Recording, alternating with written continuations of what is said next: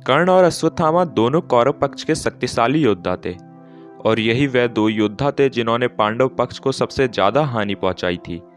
आज के इस वीडियो में हम देखेंगे कि इन दोनों में से ज्यादा शक्तिशाली कौन था। इसकी तुलना हम 5 भागों में करेंगे, जिससे आपको अच्छे से समझ में आ जाएगा कि ज्यादा शक्तिशाली कौन था। लेकिन उससे पहले अगर आपने अभी तक हमारे चैनल को सब्सक्राइब नहीं किया और वीडियो को लाइक नहीं किया तो कर दीजिए। सबसे पहले है धनुर्विद्या। यहाँ पर हम उनके दिव्यास्त्र को नहीं देखेंगे, बस साधारण बाणों से कौन ज्यादा भारी पड़ा था इस बारे में बात करेंगे।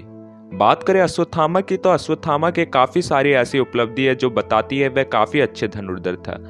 घटोत्कच को हराना, काफी सारे ग्रुप अटैक्स को काउंटर करना इत्यादि।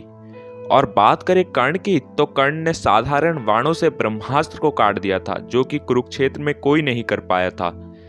अश्वत्थामा से कई ज्यादा ग्रुप अटैक्स भी काउंटर किए थे।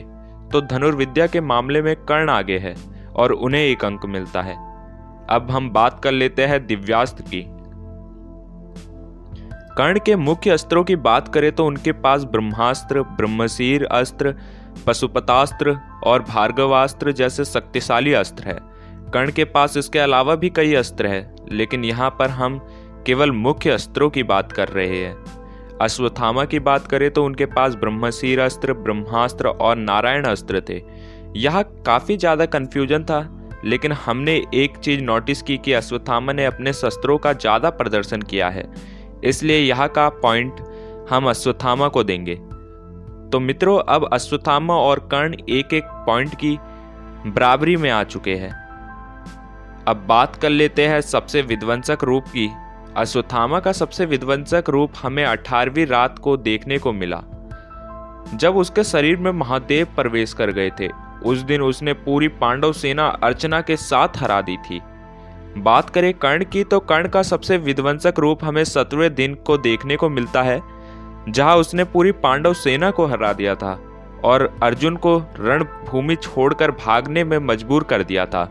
लेकिन यहाँ हम देखें तो अश्वत्थामा का विध्वंसक रूप अधिक था, क्योंकि उसके शरीर में महादेव प्रवेश कर गए थे।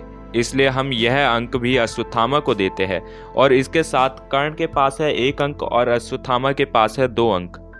अब बात कर लेते हैं अमोघ बाण की। जिन्हें अमोघ बाण का मतलब नहीं पता उन्हें मैं बता दूं, यह वह बाण होते हैं जिसे शत्रु पर चलाया जाए तो उनकी मृत्यु निश्चित है। कर्ण की बात करें तो कर्ण के पास 2 अमोघ बाण थे। एक वासवी शक्ति जिसे कर्ण घटोत्कच का वध किया, और दूसरा सर्पमुखी बाण जिसे कर्ण ने अर्जुन पर चलाया था, लेकिन श्री कृष्ण ने रथ दबा के अर्जुन को बचा लिया था। बात करें अश्वत्थामा की तो उसके पास कई से दिव्यास्त्र थे, लेकिन एक भी अमोघ बाण नहीं था। इसलिए इस राउंड के विजेता कर्ण है और कर्ण को 2 अंक मिलते हैं और अश्वत्थामा के भी 2 अंक।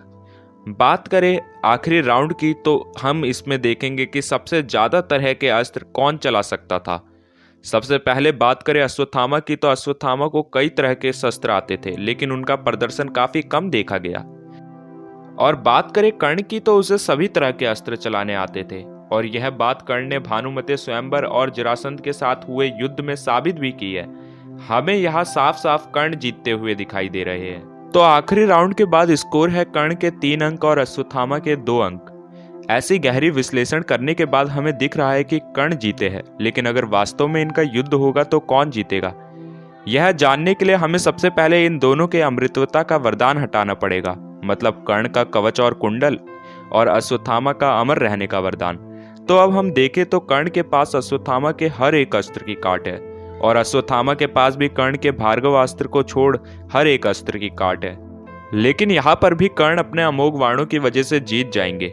इस बात से हम इस नतीजे पर पहुंचे हैं कि अश्वत्थामा और कर्ण दोनों काफी अच्छे योद्धा थे, लेकिन कर्ण अश्वत्थामा से ज्यादा श्रेष्ठ थे, और यह बात अश्वत्थामा को भी पता थी।